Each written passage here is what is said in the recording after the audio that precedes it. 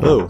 First, I just wanted to say thank you for buying my book, and I thought it'd be nice to include a bit of a process on how I draw characters. So I thought a good way to do this would be showing you how I would approach designing a character from scratch. So basically, if I got hired by someone for a freelance job or something like that. So anyway, what I thought I would do is start from scratch and go from reference and work my way all the way through to color. So what you're going to see, essentially, is me coming up with my idea first, but that could have been given to me by a client. And I may ask them, various questions about what is this character, what is their motivation, and so on, just so I can get an idea before I even start drawing of how I want to see this character on the page, or even what I need to reference. So right away, we'll just go with something I would say, which is in my wheelhouse. It's a Komodo dragon. He's a king. So he's called King Komodo. So I like having a name to work with here. And I generally push a client or whoever I'm working with to say, can you give me some more information? And obviously they usually have a name for their character at the beginning. But I want to know a little bit of their backstory. So he's evil, greedy, and he's a barbarian. Right away, I start to get an idea of how I can put this character together using big, simple shapes. That's what I'm starting to try to think. What shapes would represent evil, greedy, and also what design elements would make him a barbarian king. So I have to start going through Google Images or Pinterest or whatever and collecting reference. So that's what I'm going to start off with. So what I've done, I've went on to Pinterest and Google and different things and found images that I think represent, as much as I need to see for a Komodo dragon. So I personally, when I'm looking at reference, I like to get like a front-on view, if I can, maybe a side view and a 3/4 front. That's where you can see a bit of the front and the side of the head at the same time. I like to see if I can get maybe a reference of an open mouth. And then what I start to do is, if I'm given the luxury of time, I'll usually sketch from my references. So I'll just sort of look around to see if there's anything that sort of catches my eye. So in this case right now, I like this open mouth that I'm seeing. So I'm trying to maybe get an understanding of how this head, Komodo dragon's mouth opens. So I'm starting to think structure and all those kinds of things. This is my learning phase, basically. So I'm trying to push new information into my head at this point. Here I thought it'd be good to just draw with a loose blue line and just start thinking 3D structure. Maybe something about the eye sort of caught my interest here, and the overall head shape. And I might not necessarily use all of this in the final design, but it's a good place to just get familiar with this animal. I don't necessarily always draw hyper realistic, but sometimes I do. Sometimes I'll try to draw a little bit more realistic just to get an understanding of maybe the values and colors of the animal. In this case, I was more worried about getting the construction of the shapes and trying to find cool shapes within that animal. Right here on this specific drawing is looking at the shoulder and arm, trying to see where those pivot points are for movement. And again, what the skull looks like in a front view. But again, I'm not making these drawings too precious or perfect. I'm just trying to get a basic understanding of what's going on with these forms. And it may be kind of messy and doesn't make too much sense to see this, but all I can say is, just for you guys watching, is just however you want to do this, just get a basic understanding of the animal, or draw it enough that it makes sense to you. And I'm doing this, I'll be honest, relatively quick here. If I really wanted to study this animal out, I would probably spend a lot longer with these drawings and really figure out the construction, and then have a few different movement poses where I see what happens to these big shapes as it's moved into different positions. And then you'd get a better idea of this animal. But in this case, I'm kind of almost pretending like I have an hour deadline to get this done. That's what I'm sort of thinking here. Just get through it relatively quick. And I know a lot of you have probably heard this before, but understanding the skull of your animal, and even within drawing human characters, you really want to understand the skull. I tell people often that if you want to get good at head drawing, you want to make sure that you understand the skull and have drawn it to the point where you can draw it from memory. And I think it's good advice, because when it comes to any animal, I've noticed if I've drawn the skull, then I have a much easier time drawing that animal. Here I'm looking at the texture of the skin, because I want to get a bit of the idea of like the feeling of, you know, is it smooth, is it rough?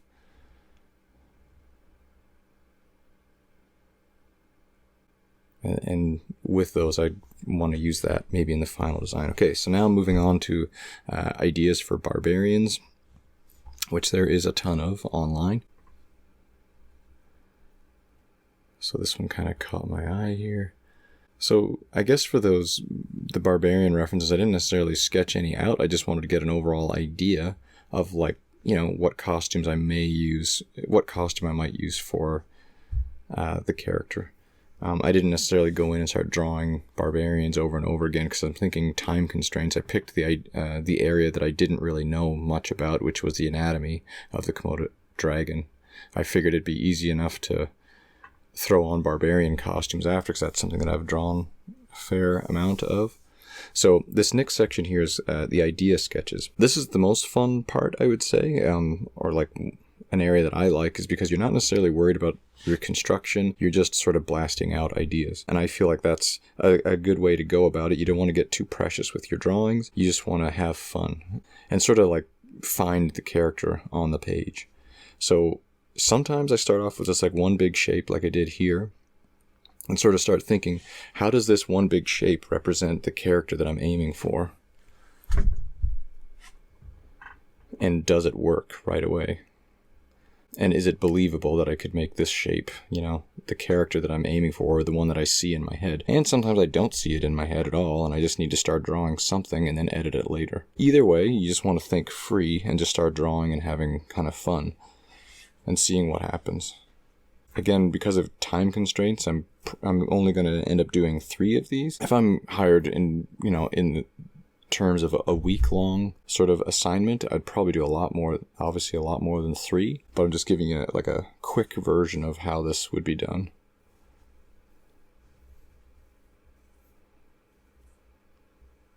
So just scribbling out my ideas. I probably, you know, this is really messy, but what I try to do most of the time is come up with something that's at least legible, that if someone looks at it, you know, they kind of know what's going on. I've had situations where I've drawn a bit too clean on this rough phase and spent too much time, and the client just rejected anyway, so you just wasted time. So to me, it made sense to just keep it really, really rough, get a lot of them done, and then let the client choose. Because you can always refine and construct and clean up and do all that stuff after.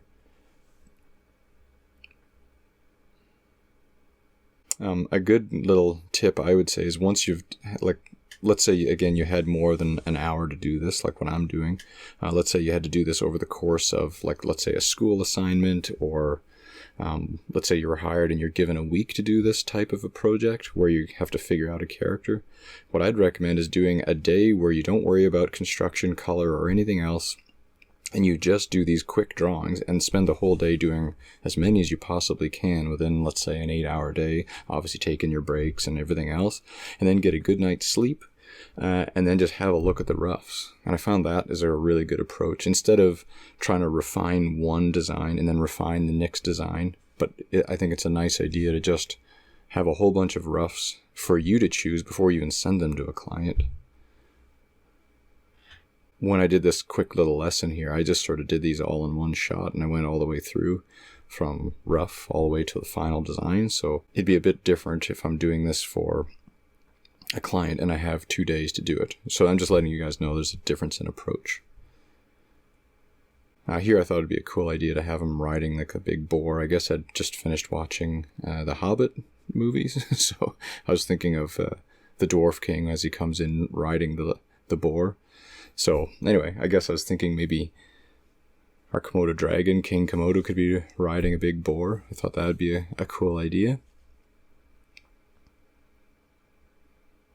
Okay, so here instead of starting with the big body shape, I'm starting off with just the eyes and thinking, okay, I want him to be kind of evil and stupid. I don't want him to be, you know, just menacing evil. I want it to be kind of goofy, evil. So I thought I need to get that feeling from the eyes right away. And then I go into that muzzle shape that I'd kind of studied from my reference. And sort of pick away at the head shape and think about balancing straights and curves and that kind of thing. So if you look at the front of the head versus the neck, that's what I'm thinking about, like looking at that overall shape of front of the head versus the neck.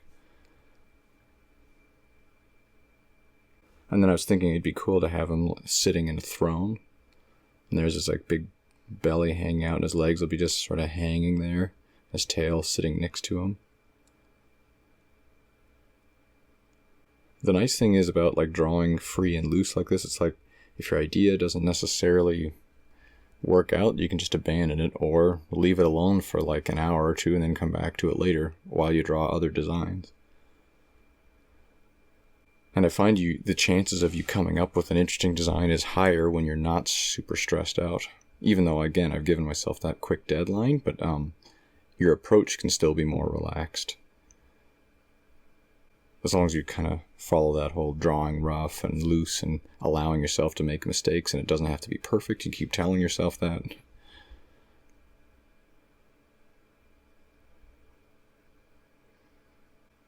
I'd say with this rough sketch, this one was probably closer to what I was actually seeing in my head. Some of the other ones I wasn't really sure. I was just sort of picking away at them and I wasn't sure where I was going with them. Whereas this one I kind of had a decent glimpse in my mind of what I wanted here, and then I just started almost just tracing it off kind of thing.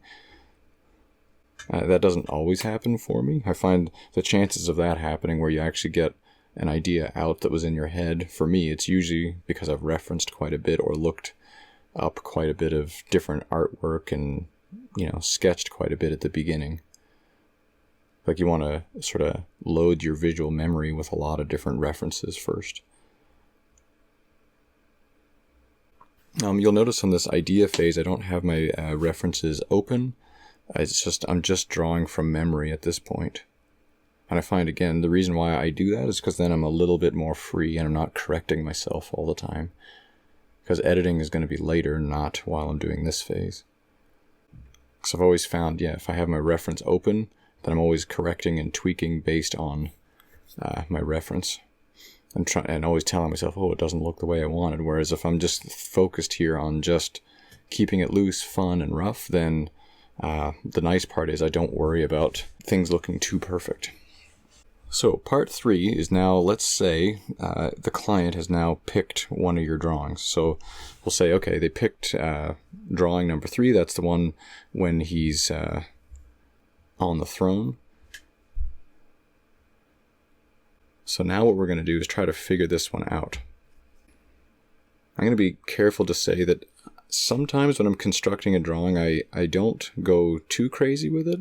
I sometimes do like a very simplified version of construction, and I try to keep it as little line as possible. But just for the sake of this lesson, I'm going to construct it in a way where you can somewhat see the 3D shapes that I'm using as building blocks. So like that little egg shape for the skull, and then I throw on that wedge shape for the nose. And I do think about like dividing up my shapes with crosshairs, but I try not to get too, like when I'm just drawing on my own without being recorded, I tend to just draw as simple as I possibly can, and I don't get too heavy into the construction side of things, even though I am thinking it. I tend to just almost keep it as light and simple as possible, because I find if I over-construct a drawing, I end up killing it. It's like if I go too technical, I end up like ruining a lot of that like life and fun of the drawing. So I try to make sure that at each phase that I'm drawing, so there was the idea phase first, this is construction, I try to make sure that I leave a little bit for the next phase to refine. So in other words, when I do construction, I leave a little bit of information out. That way when I go to put my cleanup line, I can still make a decision at that point to change a line. I'm not tracing things off, and you can see here when I'm drawing the arm, I'm always making decisions kind of on the fly and keeping it loose and spontaneous. Whereas if I'm always trying to perfectly follow my rough, I found that I just kill a drawing. And I'm sure a lot of people have experienced that when you're doing cleanup. if you're trying to follow your rough perfectly and you say that it is like the best drawing you can do, and then you go to try to clean it up, you're usually upset because you can't get back to that original lively rough. And I think the secret is don't finish your rough too much. Try to keep it lively, and at each stage of your drawing, whether it's idea, construction, cleanup, color, always be willing to change things at any phase. And then that's what keeps that life in your drawing. You can see here how I shifted the leg over, and I'm not necessarily even following my rough anymore. And as I'm drawing this tail, you'll notice that I try to avoid drawing just like perfectly round forms. I'll usually sneak an angle in there to show a change of direction on the form, and then I just throw in a little bit of detail on the skin there to show the texture. I didn't necessarily need to do that at this phase, but I just maybe threw that in case I'd forget, I guess. And even the character's chair here, what I'm trying to do is I'm trying to think of as using it almost like a framing device to sort of support the character. Whereas if I made that chair just a little bit smaller, perhaps it would like interfere with the top of his head. So I try to think about those things as well. When I have background elements, it's like, how are they framing the character?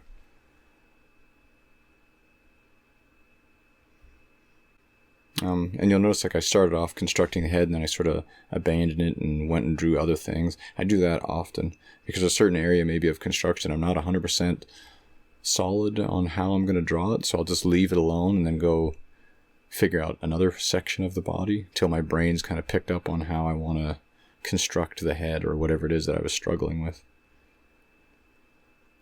Now his teeth, I kind of didn't mind making them a little bit repetitive just because I thought it would make him look a little dumber.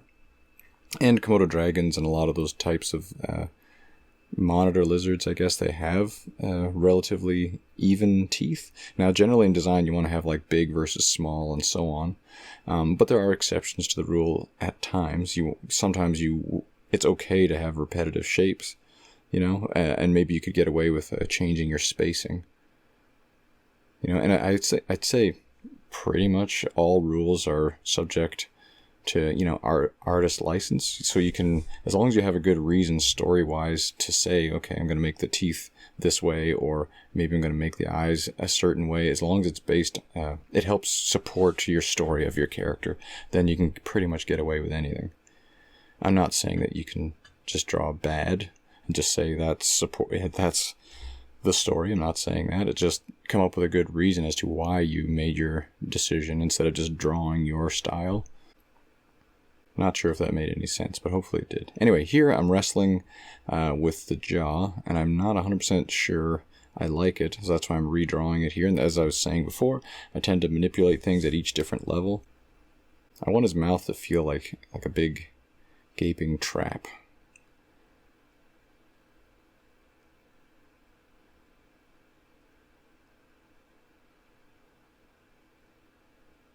And what I'm aiming for, like personality-wise, obviously he's like a big, greedy, mean guy, and I guess I'm thinking, I want to make sure that his chin and everything's like a dominant big shape versus his small little eyes. Now here, I'm not overly happy with what I ended up with his crown. I'll be honest, I probably could have referenced this a bit more, but even with supporting shapes and costume details, things like that, I'm trying to think of a complementary shape that will go with the head, or something or a contrast, or something that'll work with the head and be interesting. So now I'm moving on to his little cape here, and I'm trying to imagine how it's sort of stuck under his chin there. And here, just because of the line was getting a bit confusing, I just switched colors there.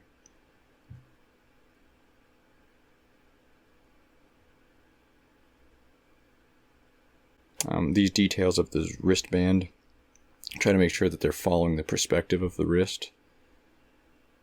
I did a complete straight underneath his arm there, whereas on the top it was 3 different lines, a curve, a straight, and a curve. And I guess basically for this phase of a drawing, what you want to keep in mind is you're just figuring it out now. So your idea was has been picked. Now you're just trying to like figure it out. And the better you figure it out at this level, it'll be easier to color it, clean it up. And if you ever had to maybe do something with this character, like let's say someone had to animate it or do a turnaround or anything else that you'd have to do with the character, like mouth charts or whatever, for animation lip sync, you would have at least figured out a lot of the problems before it gets to the next phase of production. Okay, so that's construction. So I'm just figuring out kind of the bugs in the design, so to speak. This W here, I'm saying that's where the weight is, so I'm going to kind of make sure all the shapes kind of squish to that area where there's weight. And again, because I want him to feel heavy, so I'm sort of trying to make sure he feels like he's anchored to that throne that he's sitting on. Oh, I keep going back to his mouth, still not happy. His eyes look tired because he's evil, thinking up evil plans.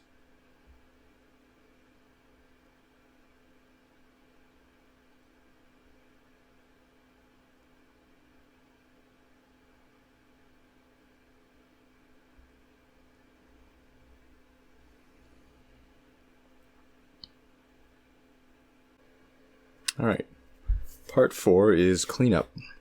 So as I'd mentioned before, what I aim to do when I'm cleaning up a drawing is I'm not trying to copy my rough. I'm trying to make sure that I go in and improve upon it. So that's how you keep the life in a drawing, whereas if you're trying to copy your rough, you'll never quite get back to it, I would say. So you'll end up usually killing it. That's for me. This is what I like to do. I've been asked a few times, how do you keep life in the cleanup? And I'd say that's it. It's just each stage of your drawing, you try to make sure that you're improving on it. And don't get too in love with your rough sketch. Just know that you're going to have to change something about it. So something I wanted to say just as a little, I don't know, suggestion is that for this drawing in particular, I'd say the part that I was wrestling the most with was his I don't know, his eyes and mouth, and just getting that feeling for this character. It wasn't quite the way I wanted it to be, which is why I started the cleanup on the face. That's just my personal way I wanted to do this particular drawing. A lot of times if I feel like have a good understanding of the character, I'll just start off with the big shape first, and that's where I'll start my cleanup. So like the line of his belly or back or whatever, a big line usually is a good way to go. But in this case, because I wasn't satisfied with how I drew the face, I ended up having to go back in here and redraw it just so I get that character feeling the way I want them to. So I ended up cleaning up the face and starting here first in my cleanup phase. And I'm not saying that's necessarily like the right way to go about it, but if you're not happy with your character, just don't quit. What I would say is keep, plugging away till you get what you want. There's many times though when I have to turn in work and I'm not happy with the result. That's kind of life. I would say that's okay, because especially in animation, we have specific deadlines that you have to meet, and just you got to do the best within the time frame. That's why for this video I gave myself a bit of a deadline here. It had to be done the whole thing in about an hour. I'm thinking I'm ready to just now finally clean up. I thought it'd be good for you guys to see that cleanup phase doesn't necessarily mean I never go back to my rough. You definitely should consider going back to a rough if you're not satisfied. And especially, or if you think you can change it and make it better. Here I'm trying to make sure I've got a balance of straights and curves even on his eyebrows. His brow ridge.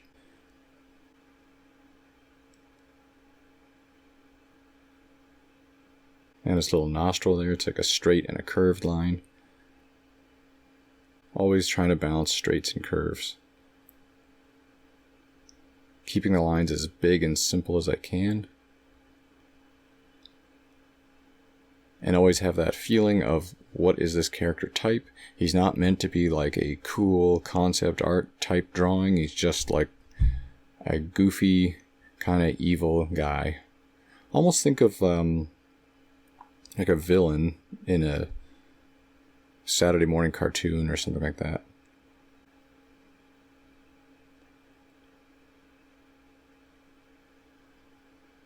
Not a very, like, serious evil villain.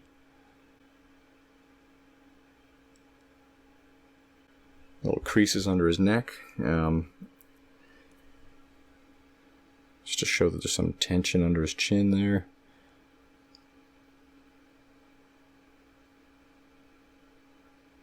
I don't know if you've noticed, but I do leave a lot of gaps in my line. I know a lot of people would get angry and upset about that because it's always told, you know, you never do that because the color department that's coming in after you, or, you know, people that work on the designs later, they'll get all upset because the lines aren't closed and so on. But for me, if I'm just developing a character, I'm not worried about any of that. I'm just trying to make sure the character is the way I want it to be. And if there's gaps in the line or whatever, too bad. That's fine. Because I don't want anything to sort of slow me down from the process. I just want to get the character figured out. And then when it comes down to, you know, the color process or the next stage, I'll have to figure it out at that point. In other words, I don't want to sacrifice design just to have closed lines. Personally, that's just me, and I know everyone's different. But I found lately I don't necessarily worry about that as much.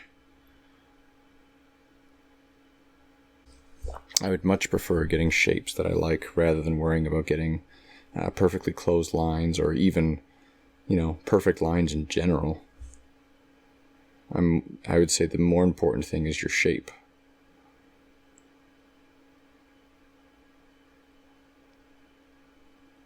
So for this drawing, I'm sure you've already figured it out, I'm using Photoshop.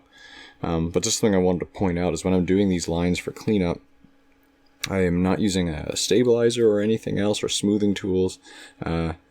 So I was used to drawing on Paint Tool Sai or Manga Studio, which I like both programs a lot. It's just that lately I've really liked the brushes in Photoshop. So I'm kind of drawing without any stabilizers or anything, and I kind of like it because then it feels more like you're drawing on paper, because obviously on paper there's no stabilizers. And I don't know if any of you, if you're seeing my stuff on Instagram, like I really like drawing on paper still, because obviously that's what I started with. So I don't know, there's something about paper I kind of can't get away from. So here, when drawing the feet, and I will end up probably changing these, but I am thinking even just on the feet themselves, because I've got the overall design figured out and I've got the construction figured out, I can now get kind of picky on specific shapes for the feet and so on. And again, I'm always thinking, whatever shape I'm drawing, I'm comparing one side versus the other, so a straight versus a curve. And with those little ankle bands there, I'm trying to think of perspective, so I want to show the perspective of his ankle and what angle is it facing us. I want to get the idea here that it's like feet are just sort of dangling.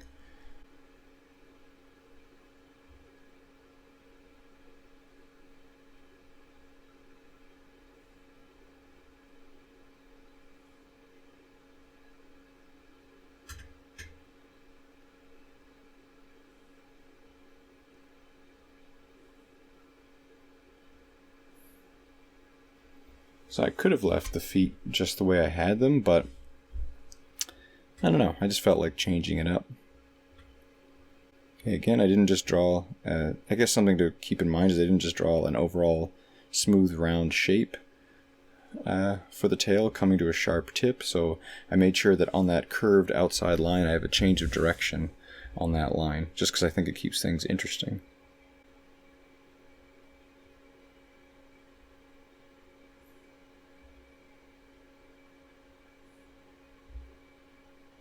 Trying to draw that little furry cape that he's wearing, keeping the flow of the lines.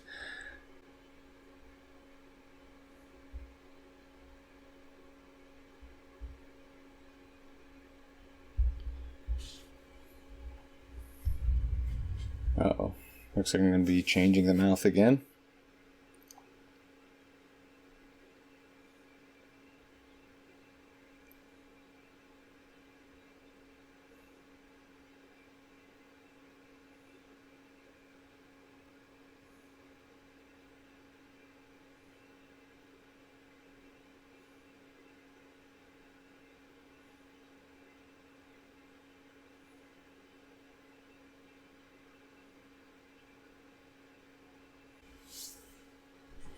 I use jet black sometimes in like that area that I just did behind the tongue as a means of sort of simplifying that area. Now here I'm overcomplicating the teeth, so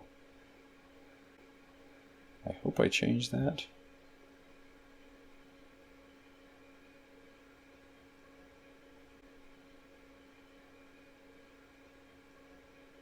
There we go.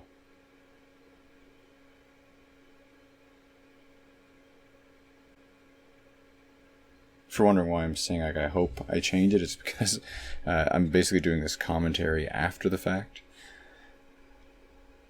But yeah, a lot of times it's hard for me to sort of keep a drawing nice and simple, and I have to always fight with that because my I guess my background that I'm coming from, I was really obsessed with like anatomy and drawing muscle and having things look a certain way, and I was really into the idea of comic drawing. I never really got to that level, but you know, I liked that idea. But then lately now I'm more into, I like the idea of like cartooning and keeping things simple, and I find I get a little bit more fun out of that drawing. So just sort of throwing on some little textury lumps on his various parts of his body. Just give you the idea that his skin is rough. And I tend to keep the details and different things in groups of 3, 5s, and 7s, odd numbers.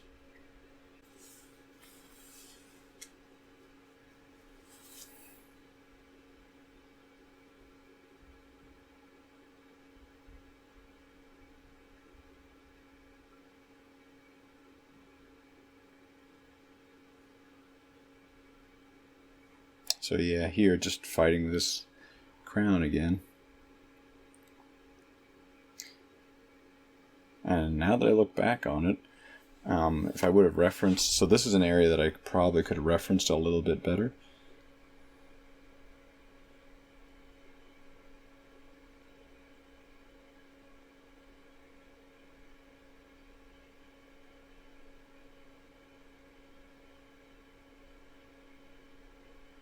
So what I'm going to end up doing is going right back to phase 1, which is reference.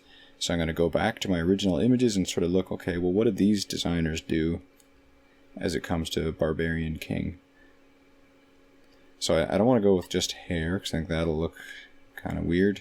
So I want to make sure I've got an idea of what I can do for the crown.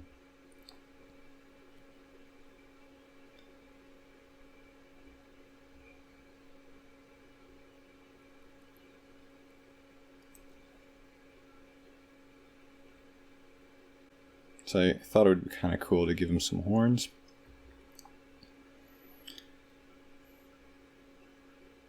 Because a lot of barbarian stuff, they always use like animal skins or some kind of incorporation of animals into their design.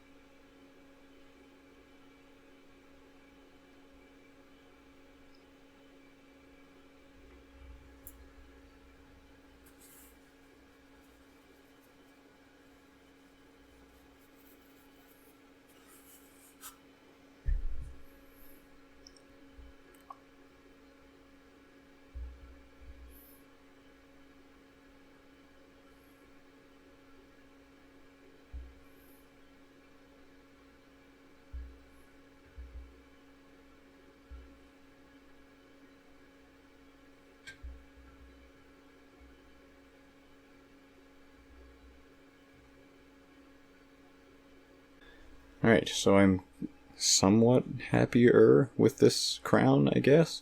Again, not 100% happy, but I'm just going to keep moving here. Give him some darker brows, sort of emphasize the fact that he's, you know, an angry bad guy, I guess.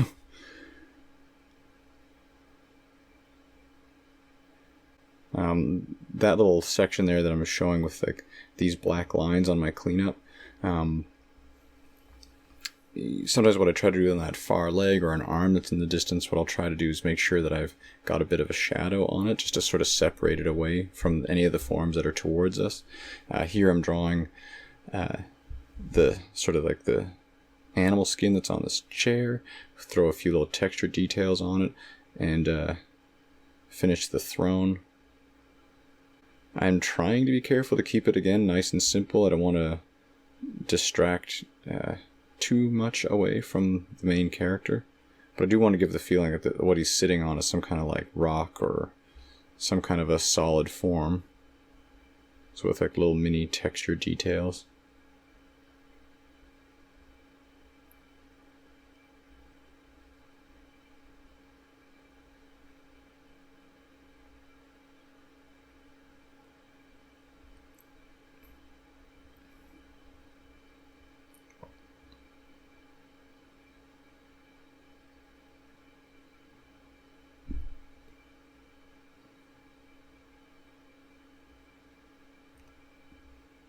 I'm obviously drawing a little bit more loose when it comes to the throne, as I'm not overly concerned with it being perfect.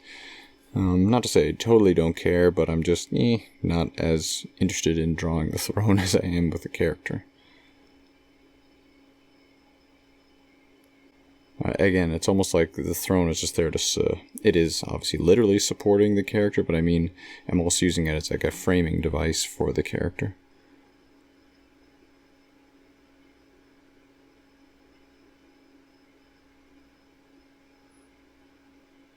So as a quick kind of a recap to finish off the cleanup section, just as a reminder, for each of the different phases that you're drawing, so it goes idea, construction, then cleanup, but within each of those different sections, you want to be leaving yourself something to do. So in other words, on my construction drawing, I'm not 100% finalizing it because I need to leave myself something to do on the cleanup.